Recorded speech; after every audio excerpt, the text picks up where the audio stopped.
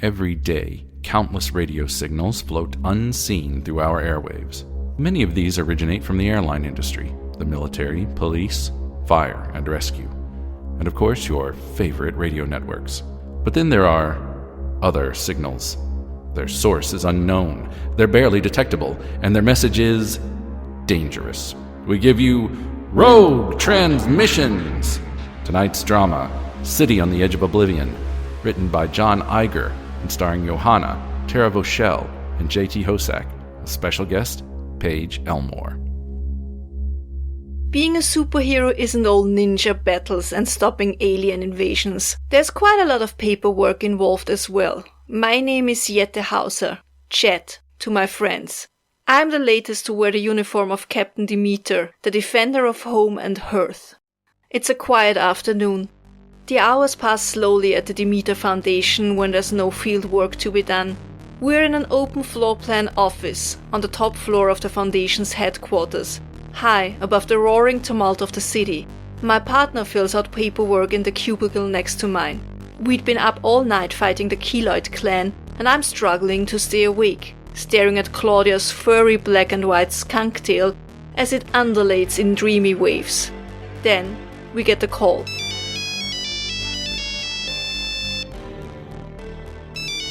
This is Hauser. Good morning. This is dispatch at the Abbey. Omega needs you down here to conduct a high-priority interrogation. Right. We're on our way. Come on, Claudia. Let's go to work. Hell yeah.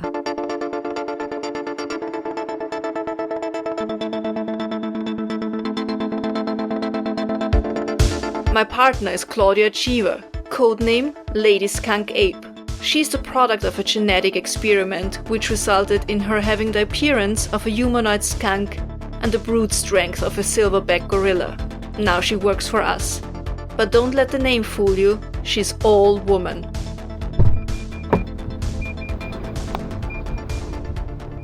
It's a long drive out to the Abbey. Weren't there any scramblers available?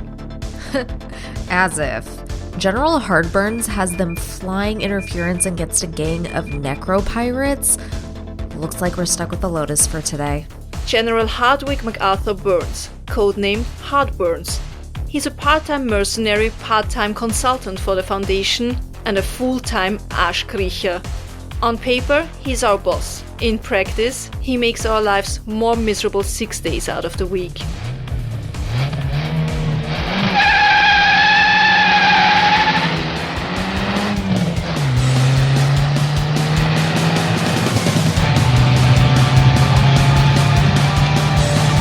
What is this Scheiße? Rockabilly. This band is a bunch of guys I went to school with. You don't like it? Can you turn on some news or talk radio? Sure.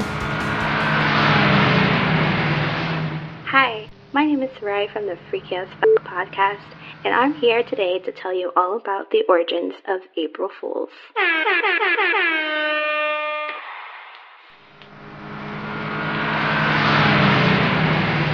This one's pretty good too. Used to listen to them all the time when we were stationed back in Jakarta.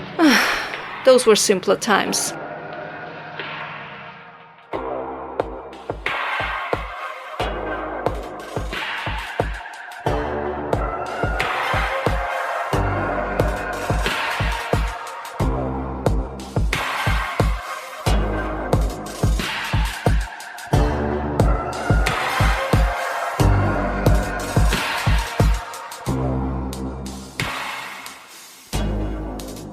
It's universally known that once April 1st comes around, it's prank or be pranked.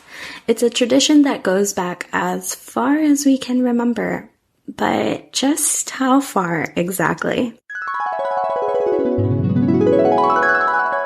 Hilaria was an ancient Greco-Roman festival that was held in spring. It began on March 25th and ended on April 1st. It was celebrated by followers of Sybil. Hilaria was a day for fun and games, and goers would dress up in disguises and masquerades and would play pranks and mock other citizens. Although there's no actual proof that the festival and the modern April Fool's Day are connected, it is one of the most common theories. It could also be that April Fool's Day is related to the vernal equinox, or the first day of spring in the northern hemisphere, when the weather can be a bit unpredictable. Mother Nature can be quite the trickster also. Another possible but more controversial theory is that Geoffrey Chaucer's 1392's Canterbury Tales holds the earliest recorded association to April the 1st. In the poem The Nun's Priest's Tale, a vain rooster called a Chanticleer is tricked by a fox. There's a line in the poem that reads, "Since March began, full 32 days and full," which translates to 32 days since March began, which is April the 1st. The reason why it's a bit of a stretch of a theory is because scholars believe that there was actually an error made in the copying of the manuscripts. You had one, Joe. Just the one? In 1582, Pope Gregory XIII modified and replaced the Julian calendar with the Gregorian calendar, which would change the first day of the year from April the 1st to January the 1st. Many people, however, were unaware of this change, and so they continued to celebrate the new year on April the 1st, thus coining the term April Fools. By the 18th century, April Fool's Day had spread all throughout the United Kingdom. Scotland's April Fools is Hunt the Gawk Day, a gawk being a cuckoo or a foolish person. It's tradition on Gawky Day to send someone on some kind of phony errand. And there's also Taily Day, where it's custom to stick kick-me signs and tails on people's backsides. Because of course, we always gotta make it about the butts. Since 1972, the citizens of a black seaport town in Ukraine called Odessa have been celebrating April 1st by throwing a festival called Yumorina. The day consists of a large parade and performances from clowns, musicians, and all other types of entertainers. Now back to our original question, where the heck did April Fool's Day originate from? Well, nobody really knows. But we like it enough to have been doing it for a really long time, so we're just gonna keep celebrating it, because it's fun. And it's a pretty well-known fact that we as human beings like to have a good time. So whether you're celebrating spring, or if you're doing it for the hilarity of it all, or if you just happen to be in a silly, goofy mood, happy April, you fool. And remember, don't trust anyone.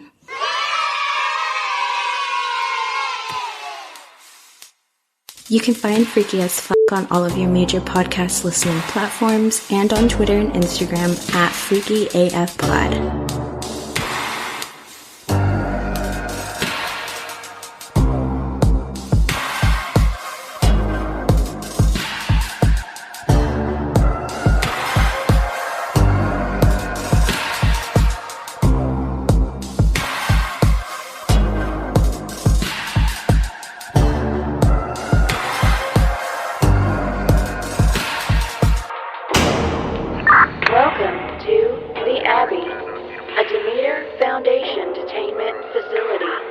Authorized personnel only from this point forward. Unauthorized persons will be escorted off campus. So what's the play, Captain? Want to start with the soft touch, or should I go work with some pheromones? Just follow my lead.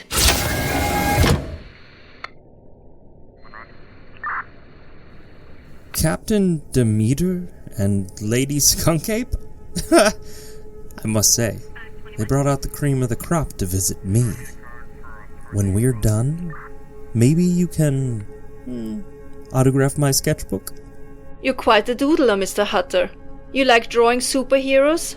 I must say, this sketch of Lady Skunkape is quite good. Don't you agree, Claudia? Not bad, I suppose.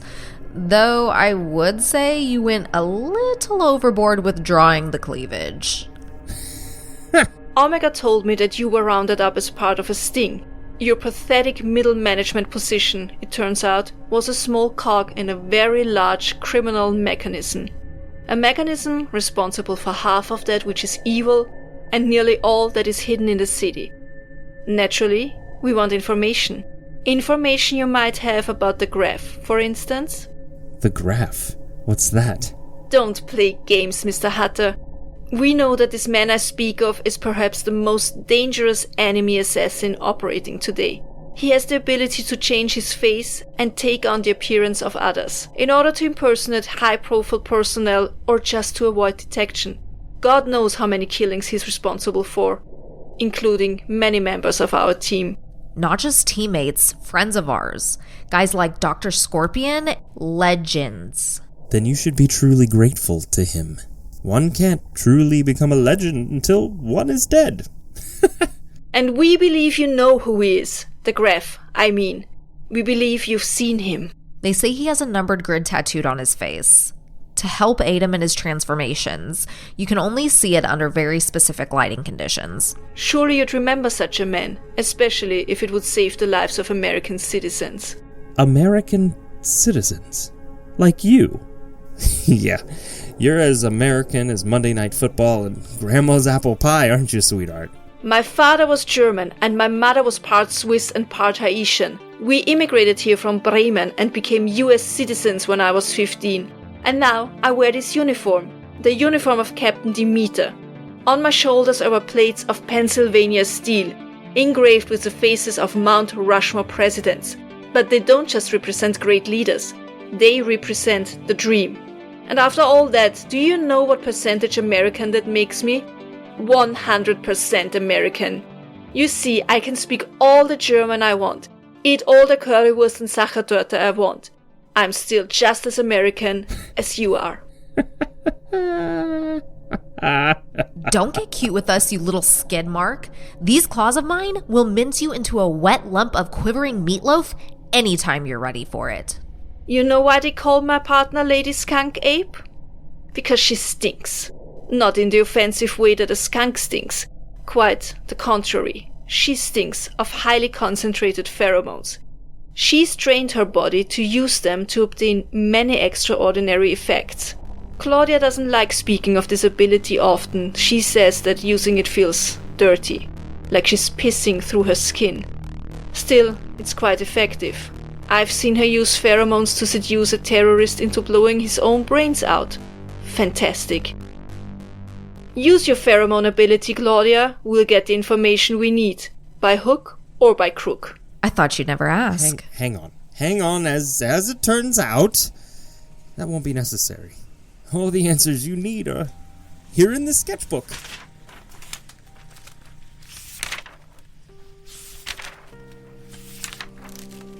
You drew a comic book in here. Read it. It was raining hard that day, and it was gray. Like the world decided she didn't wish to reveal her true colors. Or her hand. And the city was following suit. That's about all that ever blankets the city these days. I used to see Spring Hill as a beacon on the hill.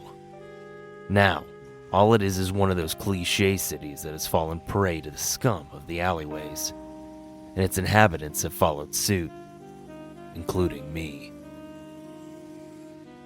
What am I? A divorced veteran detective who can only find his razor every 7th day, buried in a sea of prescription medication on the side of my toothpaste-encrusted sink. I'm the very cliché I hate. Even though I'm on the right side of the law, I've got my opinions. Too many of them if you ask the captain. I remember that fat Mayor Franklin waddling up to the podium. I'll never forget what he said. People of Sunny Hill, you elected me for one specific purpose, to represent you, to be your voice. Well, I've heard you loud and clear. For years we have been buried neck deep in crime, and the prison system is in need of an overhaul, and I promised you changes. So I am here to announce the implementation of a new program. A program to reduce recidivism. A program to put the people of Sunny Hill, those who made mistakes, back on their feet and back to leading a life of significance. One that will contribute to, rather than take away from the city. Inmate to Honor will select inmates to spend time with the members of law enforcement. You see, They believe the cops are the reasons they are where they are. They will shadow an officer or detective and experience life on the other side of the bars. This will be highly monitored, evaluated, and we will ensure the safety of you, the productive citizens of Sunny Hill.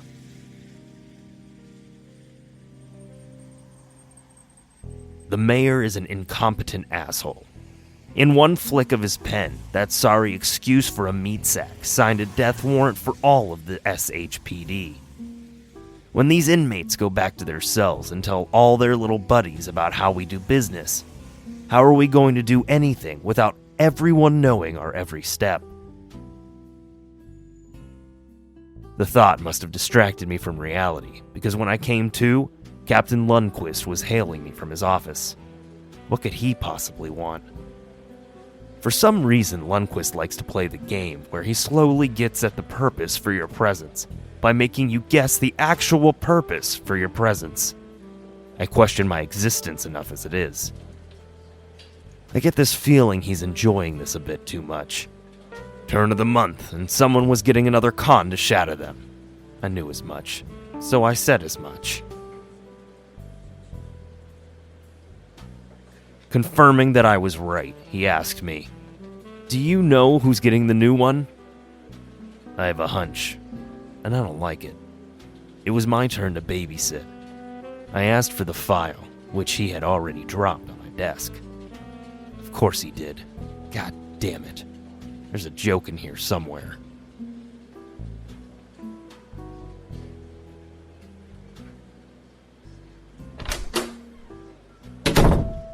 Back to the bullpen. This building is drowning in memories. Some good, most bad. From the gray walls and desks to the dimly lit corridors and offices, Sunny Hill PD could not be any more an antithesis to the name. It seems at least once a week some tragedy jumps off the pages of fiction and into the annals of our department. I open the file. Let's see who we have here. Wickstrom Thompson, 40, from out of state, computer hacker. I rustle and shift papers, and out falls a photo of this behemoth. Tall, powerful looking, without actually being strong. More like a troll. Thick glasses, messy hair. He was someone I'd chat with in a bar. Maybe I did in another life. Looking up from my file, I craned my neck to see the person standing in front of me. He approaches and shakes my hand. His is sweaty and limp. Reminds me of my love life, and I hate him for it. The first thing he said to me was, "You looking at my file? Funny thing about files, they don't tell the entire story. I mean, depending on your definition of story. Is yours the same as mine? I don't know. You show me yours and I'll show you mine. Maybe. That's just a little joke. You can call me Wix. That's what my friends call me. I mean, if I had any. I've been out of the game for a while now. I lost connections, friends, and a grasp on technological reality. Funny how the faster things get, the more disconnected I get. I'm a little much, aren't I? I don't know how to respond to that question, or that introduction. What do you say to someone whose ego is probably about as fragile as a floppy disk? Yeah, he's a little much, and by a little, I mean he's a fuckload of crazy.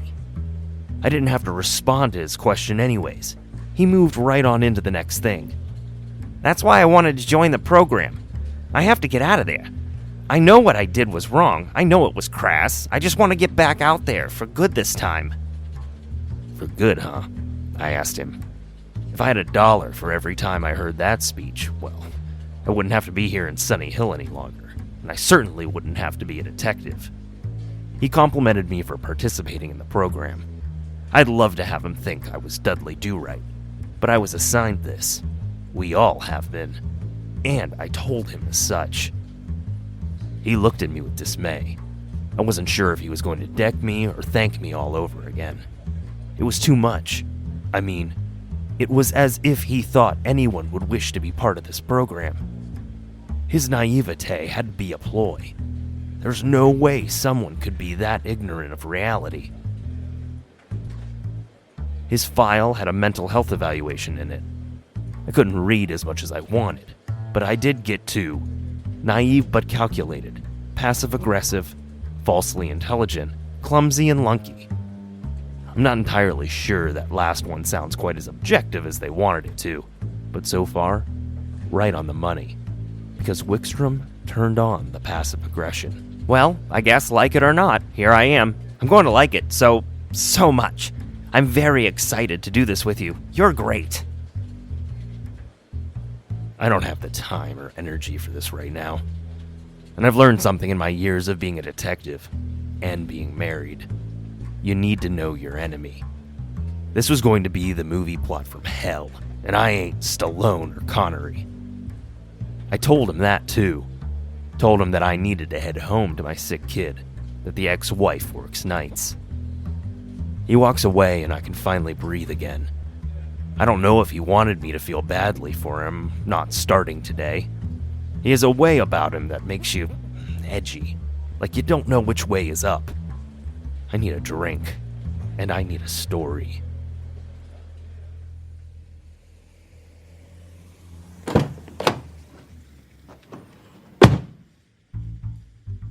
You know, you'd think a guy like me,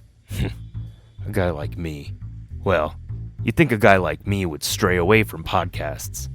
They're saturated with paranormal and true crime armchair detectives who think they know what's best. But I found a few good ones over the years. Honestly, they're my only escape from this hellhole of a town, and they help the stakeouts go by quicker, too.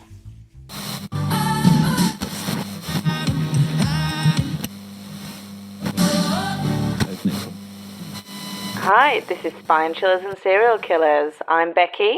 I'm Tash. And I'm Emma. Hello. Hello. We're going to talk about April Fools today and how it's not all about fun and games for everyone. It is not. It is not. And Tash, I think you've got a bit of history for us, yeah? It's history with Tash. It's not Tinder with Tash this week. It's a history with Tash. Teach us stuff, Tash. Okay, so April Fool's Day is celebrated on the 1st of April each year. No, it's not. Yes, it is. Is it? Yes, it is. Oh, you got told off already, Emma. Stop asking me silly questions. Put your hand up. Sorry, Tash. Imagine if Tasha was a teacher. Yes, it is. Now you sit down.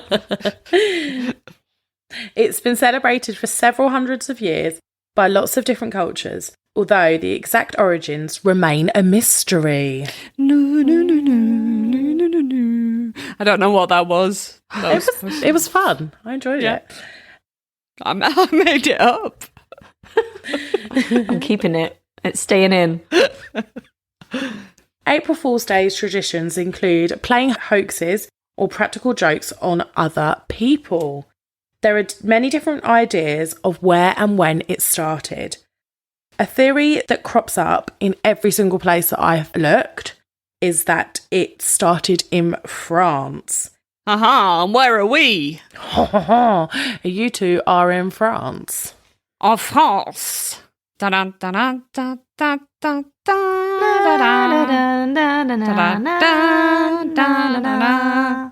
done.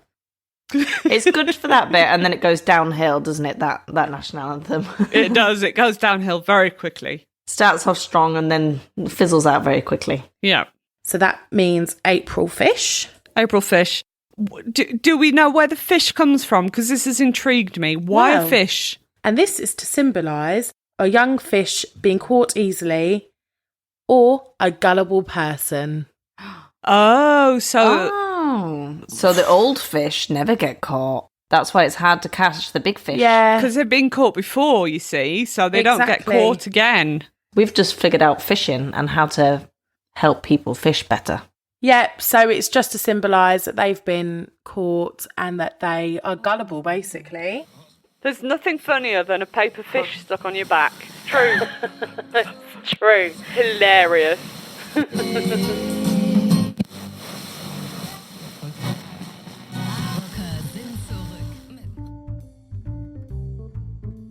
I spent the night reading about Wix. I mean Wickstrom. As soon as I arrived at the station, I walked into Lundquist's office.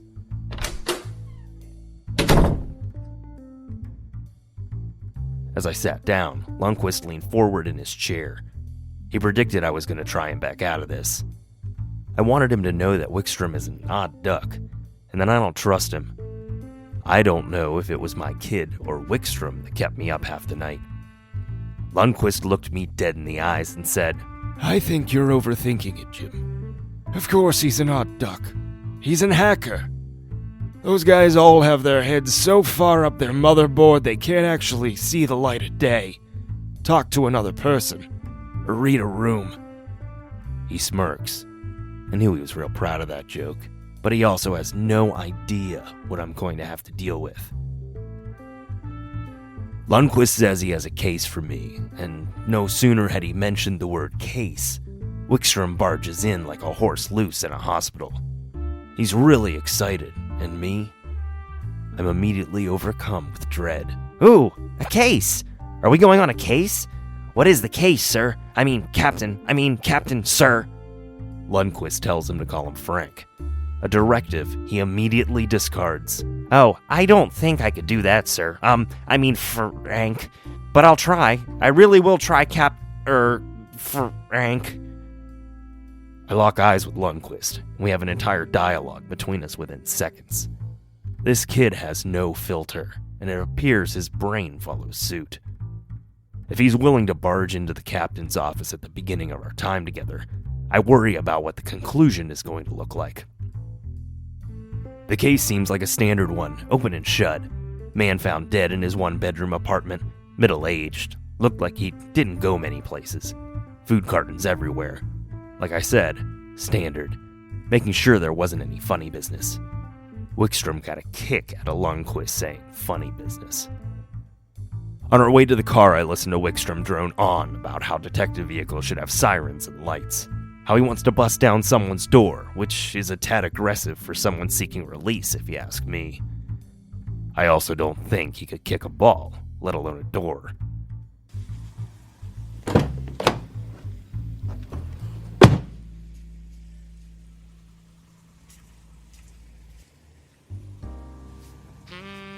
It didn't matter what I said to Wickstrom.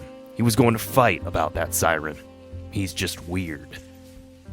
He didn't agree, and at this point I would have agreed the sky was green if it would keep him from arguing and droning on and on. We head just south of 5th Street in Maple to an apartment complex. Wickstrom is making a siren sound under his breath and got louder as the car moved through traffic. I might just have to... Told you it'd be better with sirens. God damn it, this guy's pushing every button I have. I don't even think he knows it. It's time for the radio now. He was vehemently against the radio. He suggested we put on one of the podcasts I listen to. Why not? Funny thing is, I don't think I mentioned podcast to Wickstrom. I wouldn't mention it to Lundquist, so why would I?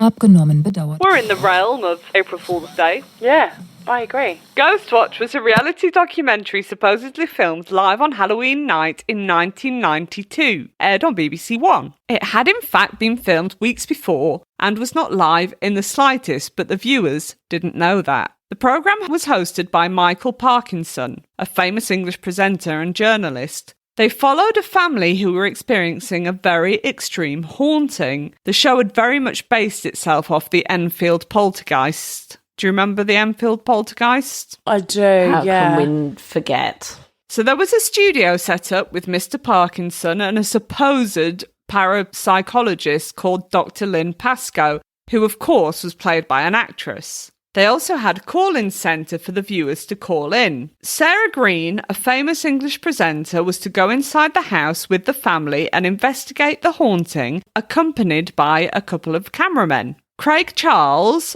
do you remember Craig Charles? Yeah. Yeah. So Craig Charles, also a well-known English comedian and presenter, was outside interviewing the neighbours. In England, these are really famous people. So the neighbours had awful things to say, like once they had found a pregnant black Labrador slit open and all her fetus pups were spread all around her. Oh my God. Yeah, everything was made to be as scary as possible.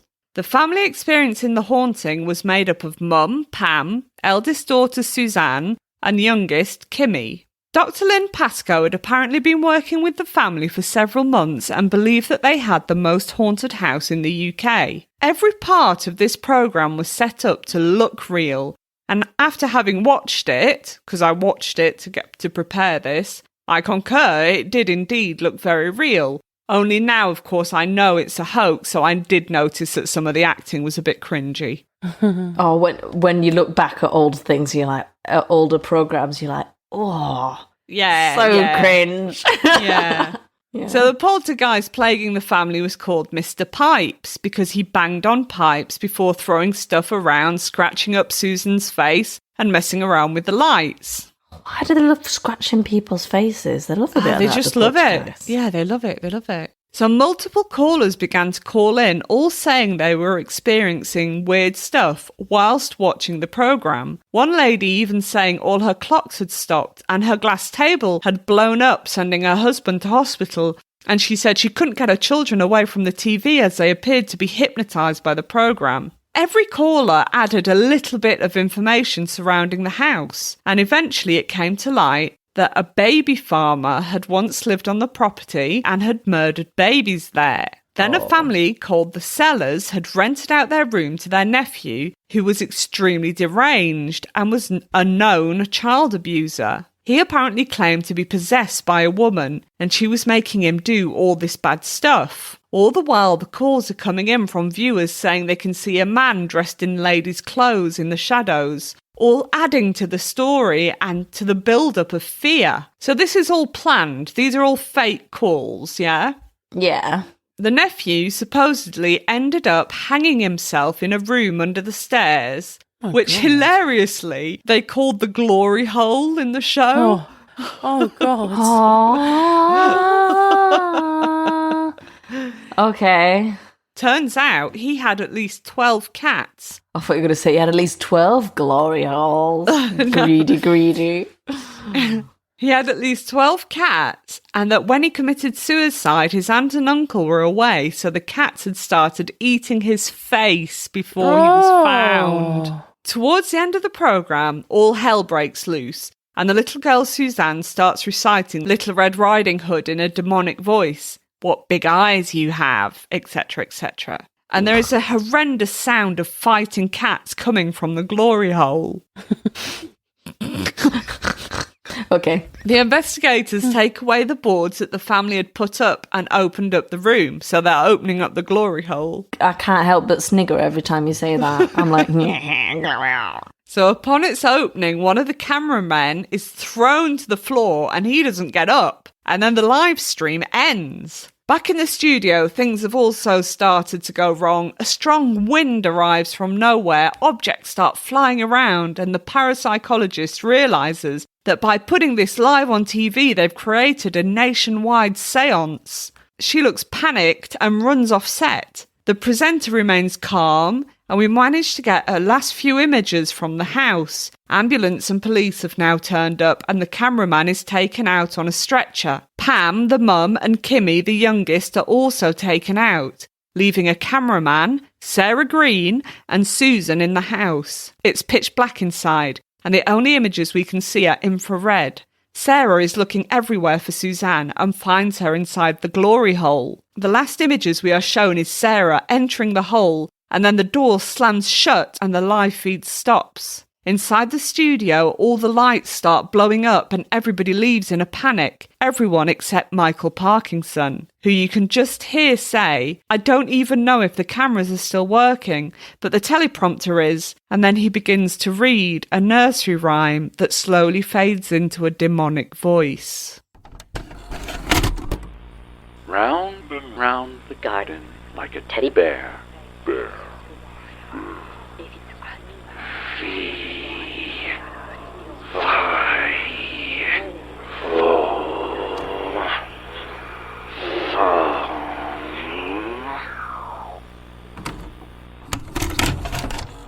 At the time, the BBC received over 1 million calls of complaints or praise, but generally people had been terrified by the show, not realising that none of it was real. And to be perfectly honest, there wasn't really any suggestion that it wasn't. Sadly, an 18-year-old factory worker called Martin Denham, who suffered with learning disabilities, committed suicide 5 days after the airing of Ghostwatch. Oh my God. Yeah, I know. Leaving behind a note that read, "If there are ghosts, I will be with you always as a ghost." The family had faulty central heating, and it made banging noises occasionally, and so Martin had thought Mr. Pipes was at his house. His parents blamed his death on Ghostwatch and the BBC. He had literally been scared to death. Oh, baby. A further 2 10-year-old boys were diagnosed with PTSD after watching the broadcast. Another lady wanted compensating for a new pair of trousers as her husband had been so afraid he'd pooed himself. No.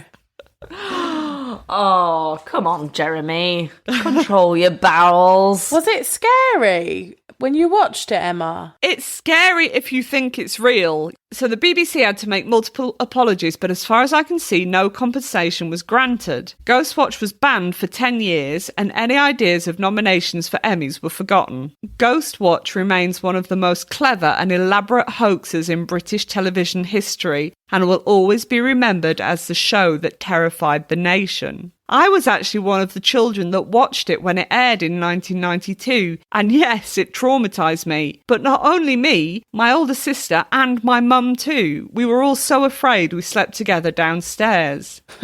It's true, we did. We all made up a den. That's mad though, isn't it? So you may be wondering why so many children were watching. Well, the BBC had selected presenters from children's programmes, such as Blue Peter. Sarah Green was a Blue Peter presenter, to lead the investigation.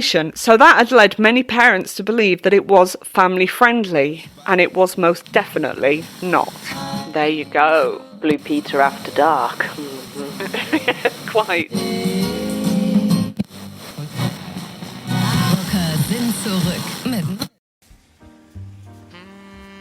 Turns out Wickstrom was right. His apartment used to be just a few blocks away. Hey, Jim, detective, you good? Huh? Oh. Yeah, here we are. I zoned out a bit. I shook off the leftover feelings from the podcast. That story had me feeling a little off. I'm good at listening and then forgetting. Something about those 3 and their show got me thinking, is this it?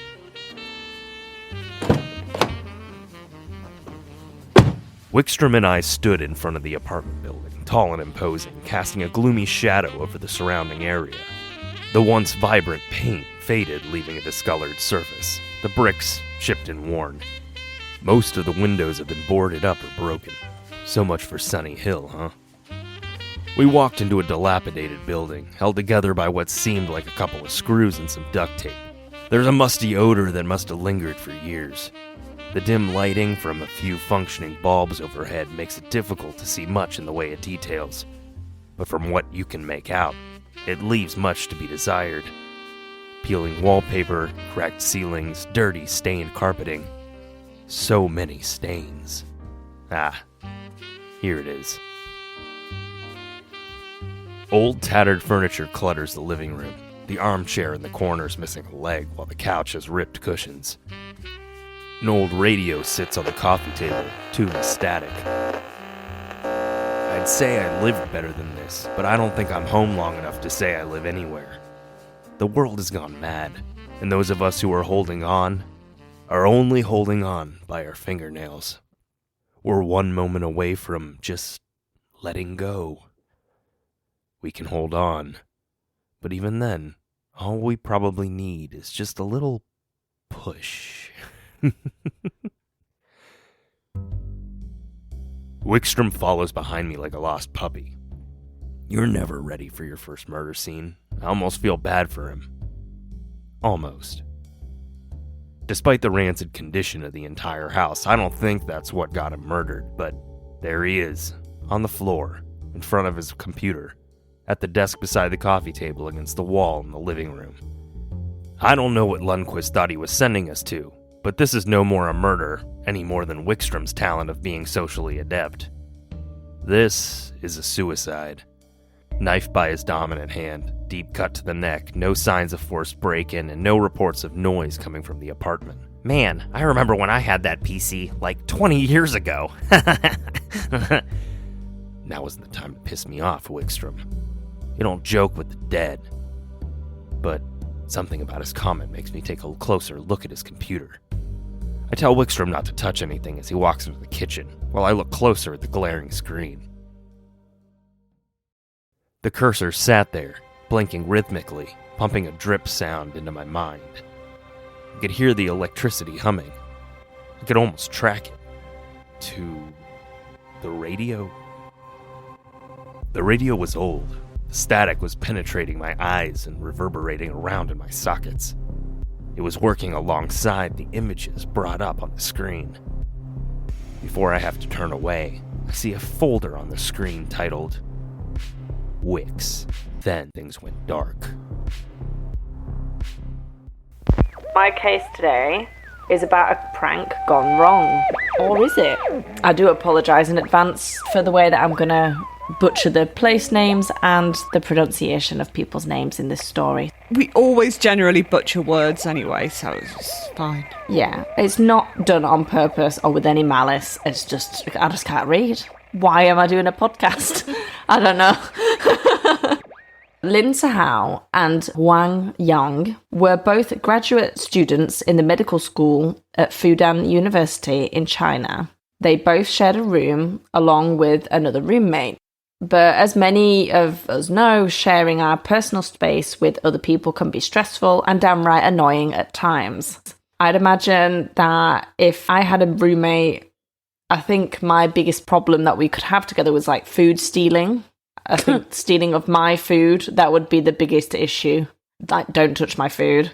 I wouldn't like mind cooking for everyone in the apartment, but if I have special Becky chocolate or leftover takeaway, no one's got to be touching that. Right, so Lin didn't like his roommate, but like over trivial daily matters, like trivial problems from day to day of living with other people. Wang often commented on Lin. He like often described him as stingy and once criticised their other roommate by comparing his bad behaviour to Lin's. So saying, "Oh, you're such a Lin," which really made Lin angry. Fair enough. Yeah, but but instead of like asking to be transferred to a different apartment or something like that, Lin wanted to get his own back. And instead of laying in bed at night, coming up with epic comebacks to what he should have said in past arguments to Wang and everything like that, like the rest of us introverts. Yeah, absolute normal people. That's what we do. Yeah, absolutely. For ages, I should have said that, or that would have been so cool. After crying. Yeah, after crying, and then maybe even making up some new arguments that could happen and the ways that you could come back to that. So Lin decided to take things further. Pause for dramatic effect. Ba ba ba! Was that good? Yeah, it was very good. In the afternoon of March 31st, 2011, Lin borrowed the lab key from another person and accessed the 204 Medical Imaging Laboratory. It's never good news, that is. Lin took out a bottle of MDMA and syringes, and he put everything and hid it in like this little medical waste bag and took it out of the room. So he took a load of very suspicious stuff out of this lab that he shouldn't have taken out. And with the next day being April Fool's Day, it was the perfect time to get his roommate back for slightly throwing a shady comment at him earlier in the day. So this just seems really, what's the word, like out of proportion. Bit dramatic. He's really blown it out of the water with this one. Lin's plan was to spike the water dispenser in their dorm room, which is mainly used by Wang. So Lin would later say that he only intended to cause his roommate discomfort after Wang announced his own plans to trick someone on April Fool's Day. And because he thought that Wang was so self-righteous, he deserved to be put in his place. So after drinking the water, Wang became ill on the 1st of April. And on the morning of the 2nd of April, Wang was in so much pain in his stomach and around his liver that he asked Lynn to perform an ultrasound just to check to see what was going on. So Lynn did so and said, "Oh, mate, there's nothing wrong with your liver. Everything's fine, man up." But unfortunately, Huang's condition got worse and worse, and he was hospitalized on the afternoon of the 2nd of April. He was later transferred to the intensive care center the next day with a fever, liver failure, and plunging blood platelets. So Huang's condition remained undiagnosed until April 8th, when Lynn's other roommate, who was not resident at the dorm at the time, he wasn't there that week, he remembered that Lynn had written articles about NDMA. So he went to the police with this information, and the police would look into Lynn. And they found that, Lynn had published several articles containing descriptions of experiments with NDMA in national academic journals, including measuring lethal volumes in mice. They would later found that Lynn put at least 30 grams of the chemical in the water dispenser around 5:50 p.m. on the 31st of March. And this is more than 10 times the fatal dose for an adult man. What is wrong with him? Yeah. Lynn would later go on to saying that he didn't mean to kill his friend, that he was just meant to make him ill.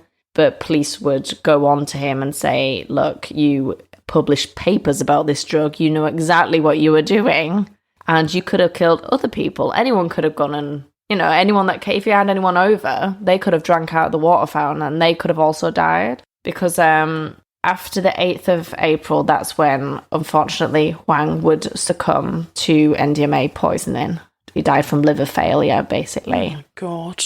Lin would be charged with the murder of his friend. Huang's father was at all the court hearings, everything about the case, and he told the press, told anyone that had listened, that he wanted Lin's life. He wanted a life for a life. He wanted to push for the death penalty.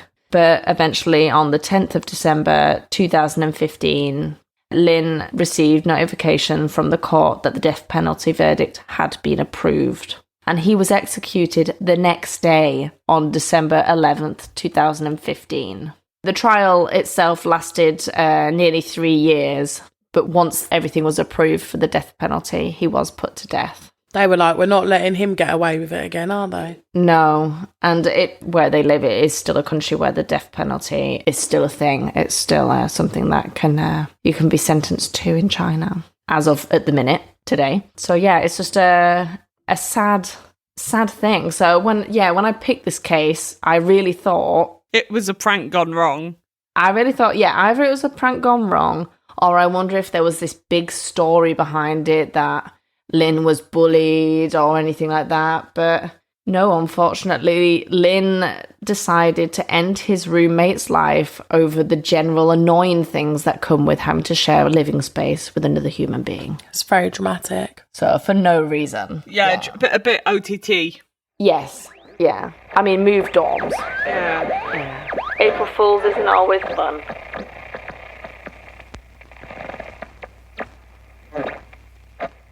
Jim? Detective? Jim, hey. It hit me like a ton of bricks. Flashing before my eyes was the folder on the computer. Wicks wasn't benevolent. He wasn't ignorant. Wicks was a murderer. Wicks led the way out. I had a sinking feeling in my stomach, and it wasn't because I hadn't eaten. I didn't trust that guy. I didn't want to be within 10 blocks of him, let alone in my car with him.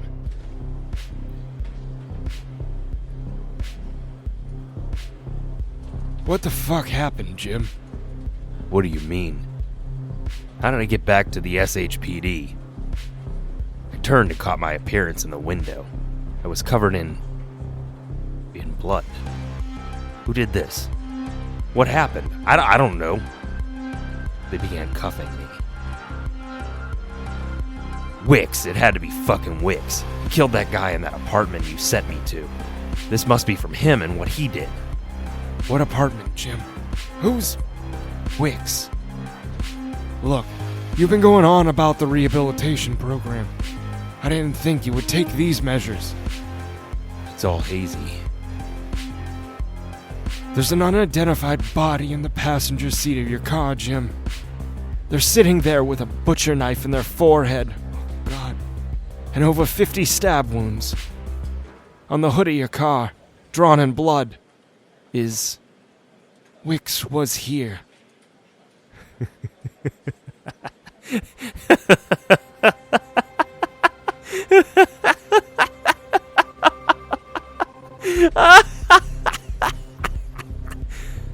All right, Jim, that's enough.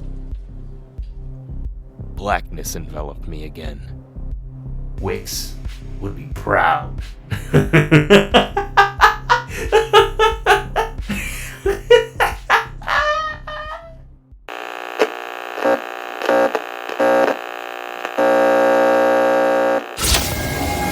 Well, that was a waste of time. I've never seen anything like it. First a comic book, which told us nothing. He was just toying with us. Wanted his 2 superhero crushes to read his fanfiction. And then he was able to withstand your pheromone interrogation. It was so strong, I would have given you my banking password if you'd asked. Aren't you glad I didn't compel you to do my bidding? His willpower is inhumane. When this is over, we need to study him, dissect him perhaps. See what makes him tick. What's our next play? We don't have a lot of time, Omega says. The Graph has been making some moves. Time to call up the science pukes. Are we going to hook him up to the knock? Natürlich! This device is the Krieger Neural Pathways module for the observation of the coded knowledge. We call it the knock. Just relax. This gentleman in the lab coat will place these sensors on your temples and will be able to listen in on any secret you have buried in your head. Any secret at all, no matter how deep down it may be. Now, this won't hurt a bit. Well, I wouldn't mind if it hurt him a little. Ha! Happy hunting, ladies! Alright, switch it on. Switch it on. Switch it on. Switch it on. Switch it on.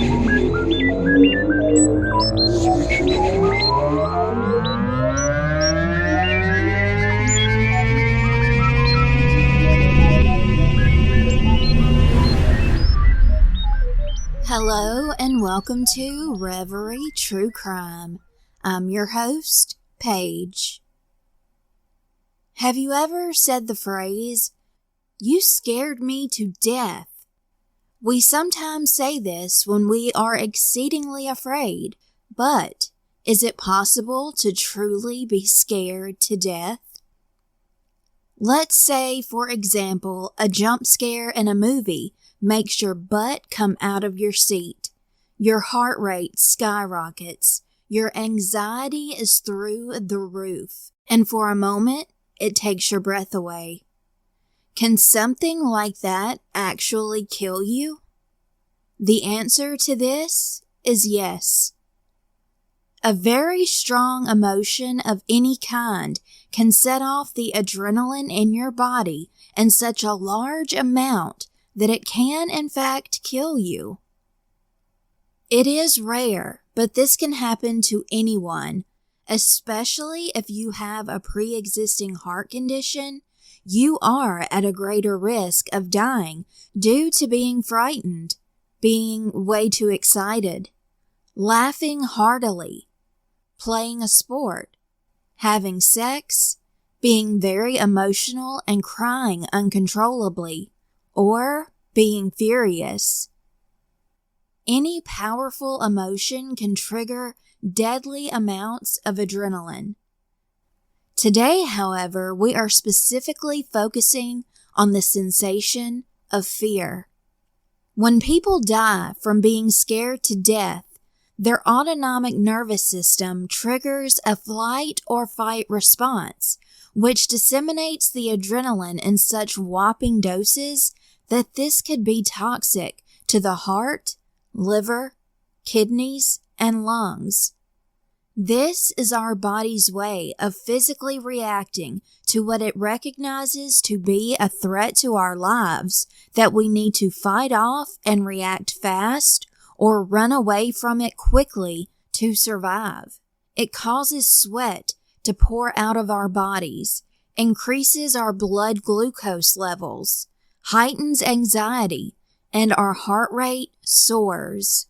Scientists say that sudden death in this manner is usually a case of damage to the heart, due to the heart being the only organ that, when affected, could cause you to instantly kick the bucket. This is exactly what happened to a young woman in 1896. John Aarons and his wife resided on the outskirts of Nashville, Tennessee. John was a farmer who harvested a master plan to fool his wife on April Fool's Day. They'd only been married a few months, and he enjoyed being playful. John was so in love with his wife, and she deeply loved him the same. He idolized his fairly new bride with a passion. She meant everything to him. Not only did he love her, but so did everyone in the community who knew her. On April 1st, 1896, John's beautiful wife was inside of their home while John was getting himself disguised in a white mask. This was going to be the perfect little wisecrack to scare his wife just a smidge. They would have a good laugh and go on about their day. Unfortunately, that's not how this mischievous antic would play out. John slipped into clothes that would make him appear as if he were a vagrant, a traveling passerby, and a white mask which was fastened onto his face. He went to their front door and thumped it with his fist a few times. John's wife opened the door and was in complete shock when this scary masked man demanded that she make him dinner. The poor young woman collapsed onto the floor. The love of his life died suddenly right before his eyes. The emotional and mental impact this had on John almost drove him mad. He was stricken horribly with grief, remorse, guilt, and he wanted to take his own life. What happened to John Aarons?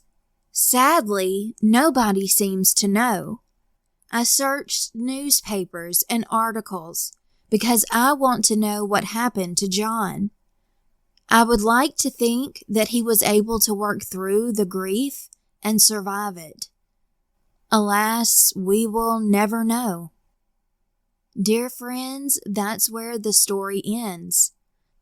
So in closing, yes, you can be scared to death. On this April Fool's Day, keep in mind there is a chance that if you play a prank on someone, they could indeed suddenly perish right in front of you. Jokes can kill. Thank you for listening to this episode. See you all next week. Same time, same place. Jokes can kill.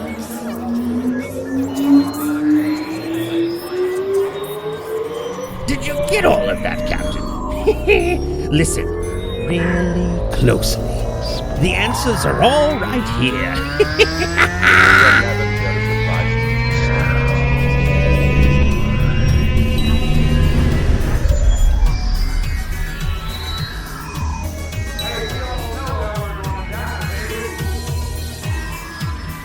I'll help you. I'm something of a witch. Welcome to Mission Spooky. I'm your fantastic host, JC. With me today, as per usual, the queen of everything herself, Kiki, and our local cryptid enthusiast, who is incredibly tired today, Cord. How you guys doing? I'm so sleepy. I'm so sleepy. I love when you do that voice. It is a good voice. It's my favorite. Grandpa needs his nap time. Please, I just want to go to bed. Well, you can't. You can't, Cord, because this is a very special episode. Not yet. that we're pleased to be a part of. It is an absolute honor to be in this group of indie podcasters that you folks are listening to right now. I'm not sure of the order in which we are going to appear, so I'm not going to name any names, but I'm sure if you've listened up till now, you know that everyone involved is pretty darn cool. Some of you may be new listeners, so JC. Yeah. He's our paranormal investigator. Yes, I am a paranormal investigator. Cord is our resident cryptid enthusiast. Big ups to Trunco. That's all I'm going to say. Okay. You're also a what now? A super cool guy. Oh, a pro wrestler. I'm a wrestler. I was like, the big one. You are tired. I'm at almost 22 hours up right now. Oh, right. Fantastic. You're going to love this subject then. And I'm Kiki. I've been involved in the paranormal since I was born on Halloween, and I am a physical anthropologist and archaeologist with a specialization in classical studies, which is why I chose today's topic of April Fools. Nerd. Excuse me as I go get a pillow and take a nap. We're going to talk about Roman emperors who were also pranksters. Oh, heck yeah. So not only were some of these dudes vicious and cruel, but they also like to play tricks on people. Well, that's the key. If you're going to commit mass murder and torture people, you got to have a bit of a humor about it, you know? Rome is home to the Festival of Hilaria, which is celebrated on March 25th.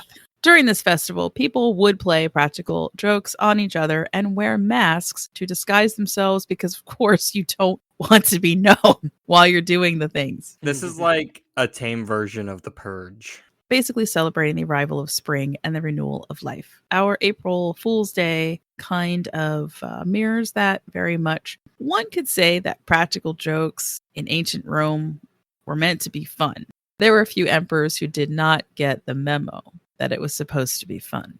And while I'd love to tell you that all of these stories end well, this is mission spooky, which means they don't.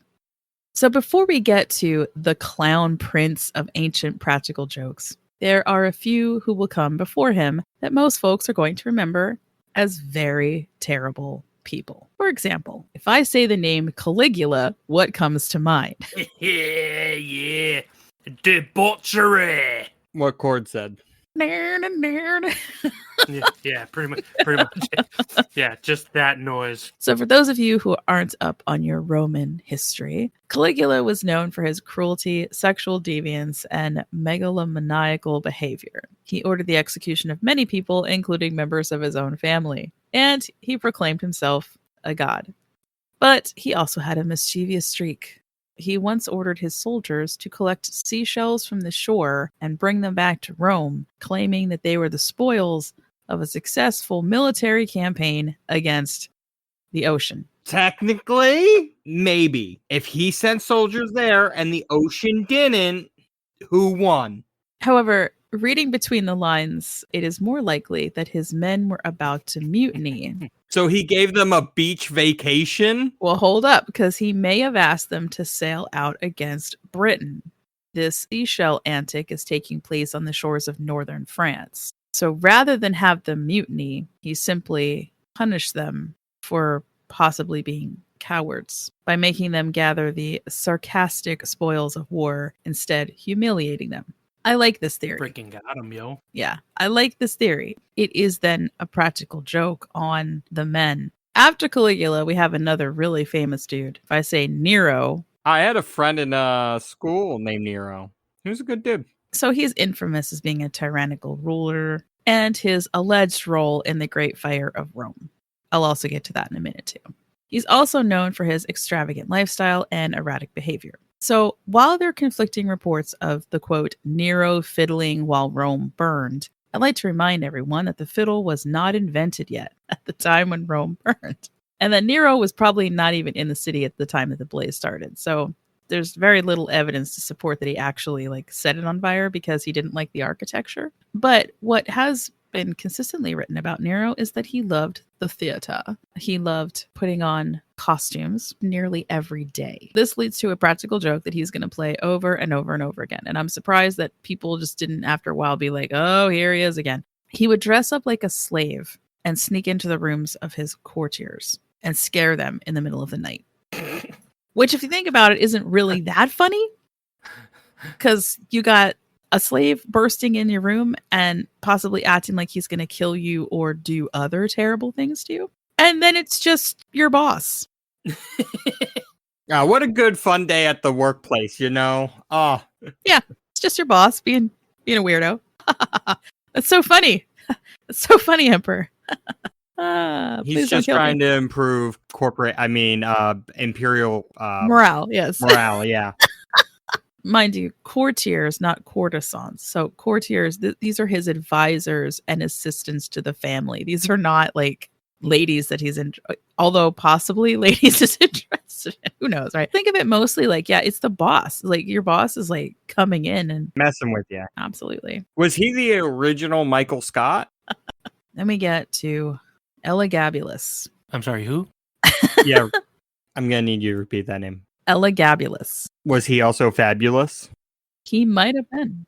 I'm going to call him Gabby. I too was going to call him Gabby. This poor kid. Oh boy, he was a kid. I think he was 14 when he's named emperor. And that's, some would say that's too young. Some would also say that that's probably why he was the best practical joker. Ooh, got him. Probably true. That is true. I've watched enough YouTube and TikTok videos to know that teenagers, best practical jokers. Because they're very mean. Oh, wait. Elagabulus. He's 14 when he gets made emperor. This is all happening in 218. Like AM or PM? I'm done. I'm leaving. For any new listeners, trust me, I'm as disappointed in myself as you're disappointed in me. If you think those jokes are bad, just listen to the other 93 episodes that are available. So Gabby, he has a pretty controversial personal life as well. At 14, by the time he is no longer emperor, he'll have married 5 times. Can't see. 5 times. And he, unfortunately, is not emperor for a very long time. We're talking like 5 years tops. Ugh. He also preferred dressing in women's clothing and engaging in a lot of same-sex relationships. Now, sometimes these things are written as being scandalous, but I think a lot of people forget that during Roman times, homosexuality was like not a big deal. The only time that it really became a big deal is because he's supposed to be an emperor. He's supposed to be acting a certain way. Right.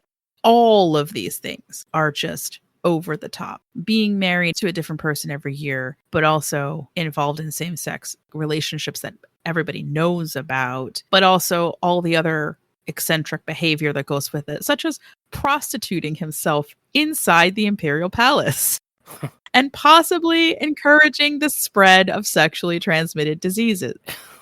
Encouraging it? And that's not listed as one of the practical jokes.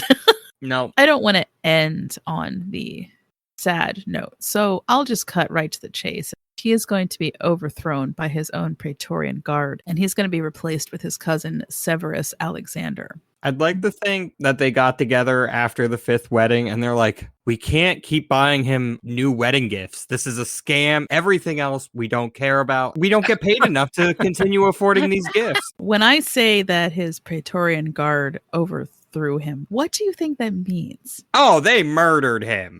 Yes. Possibly only 19 years old. And he had been married 5 times. They didn't just murder him, though. Oh, God. They murdered his mother. Well, no witnesses. That's why I said, you know? I don't want to end on that note. You didn't want that to be the last note? No. So let's talk about the practical jokes, though. Yeah, the fun part. This kid was great when he was alive. He really liked exotic animals. He kept a menagerie of them in the palace. And this is according to Cassius Dio. He may have all these animals, but they're not vicious. They've been housebroken, so to speak. So it'd be like nothing to have like a lion, roaming around, or cheetah, whatever. You know what housebroken means? No. Lions and cheetahs don't get housebroken. Cats don't get housebroken. All right, continue on with your story, Kiki. Yes, because see, that's not the practical joke part. That's just the setup. Let's say you're an out-of-towner. It's the first time you've ever been in the palace. You don't know anything. You're a mark for Gabby because you don't know anything about the palace and you don't know him. Mm-hmm. And he is going to get you very drunk. So drunk that you can't leave. Like you can't even walk anymore. You pass out. And when you wake up in the morning, you're laying on this beautiful, lavish pillow on the floor. And next to you is a lion that, as far as you're concerned, is going to eat your face off. That is kind of intimidating. Yeah. Because you don't know, but Gabby knows, and he's waiting in the wings. He's waiting in the shadows. He is waiting for all you idiots to wake up from your stupor and watch as you clamor and scream for your lives because you assume that these very much terrible animals that you've heard about are going to eat you alive. He also really loved perfume a lot, which is fine, except that apparently he also liked to throw it on his guests and his servants. Man, you stink. It's kind of like glitter bombing, but not, like you're just walking, minding your own business, doing your stuff, and all of a sudden he's like, wah! I was kind of picturing like dipping his fingers in it and just kind of flicking, just Right? Again, I feel like this is all like little tiny micro aggressions leading up to, because also he'd perfume like every piece of furniture. So you're an advisor or you're a senator and you're just like, oh, Jesus, why? Look, they're even praying to Jesus at this point. They're like, Jesus, why? Why in Zeus's name? This place. Jesus, why in Zeus's name? Look what you've made me do. What? I've invoked the Christian God. What is going on? I'd said about his sexual exploits. At one point, he asks his personal doctors to create a potion that will allow him to change his gender so that he can experience sex as a woman. Interesting. Not a practical joke, but worth mentioning that people will act like certain things are only happening today. In fact, they happened a very long time ago and also to 16-year-olds. So, yeah, I don't know. It's almost like nobody knows anything about history. And that's why I'm here, guys. I'm here to tell you that homosexuality has been around since at least 222. Got him. Once again, AM or PM? PM. That's it. I'm driving to your house, JC. Here's the best thing. Here's the thing that Gabby is going to go down in history for. Recently, there was a commercial in which a very famous rock star said that the whoopee cushion was invented by a Canadian named Joseph E. Mitchell in the 20th century. And I'm here to tell y'all that it was not.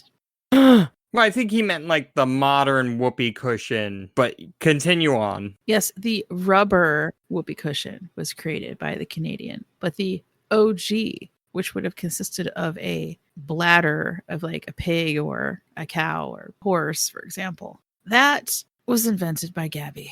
The original fart. He made sure to put these air inflated things under the little pillow of the Roman senators and elitists that he hated the most, so that at dinner time it would sound like they farted.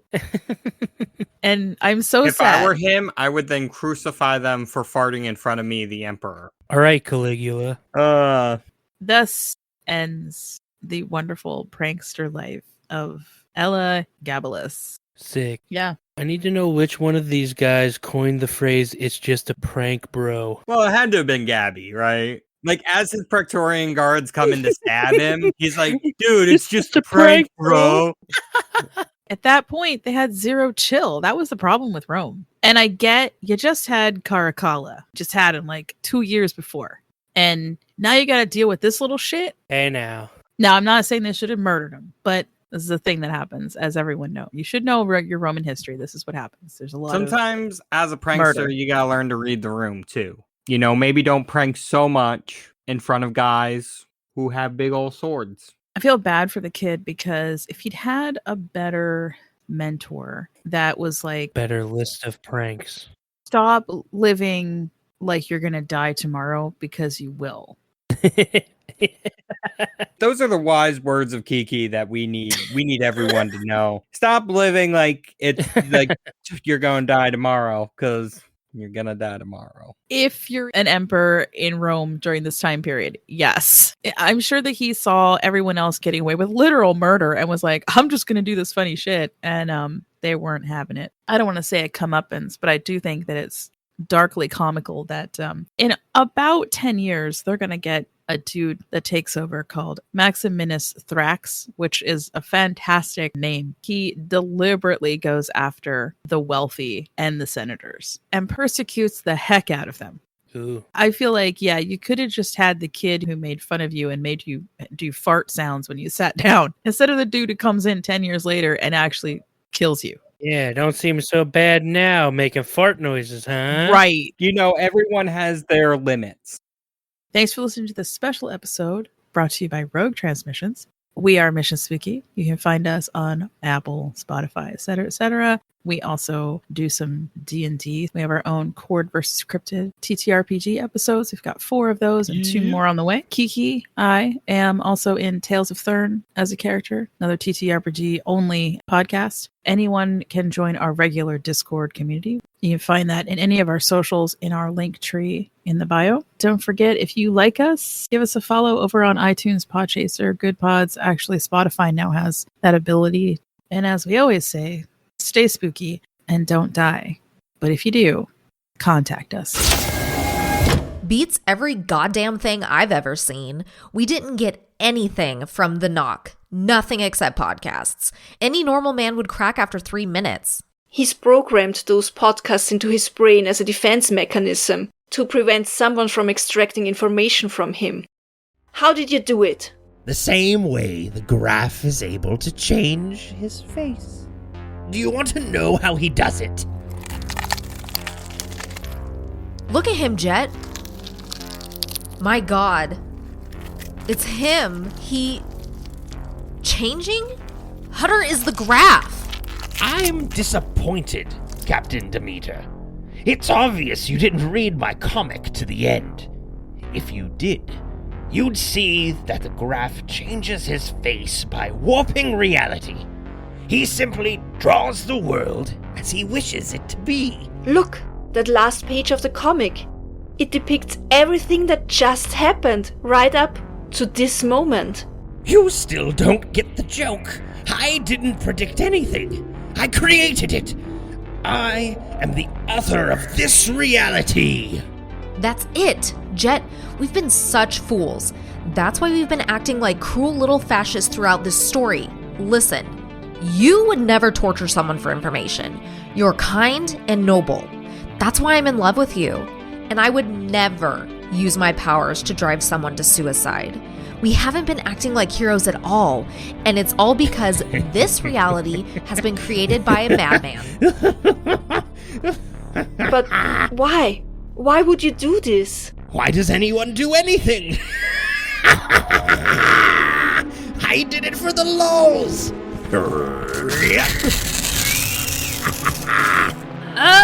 My body! Warping! Ripping! My mind, my consciousness is slipping into undefined space, into oblivion, into oblivion, into oblivion,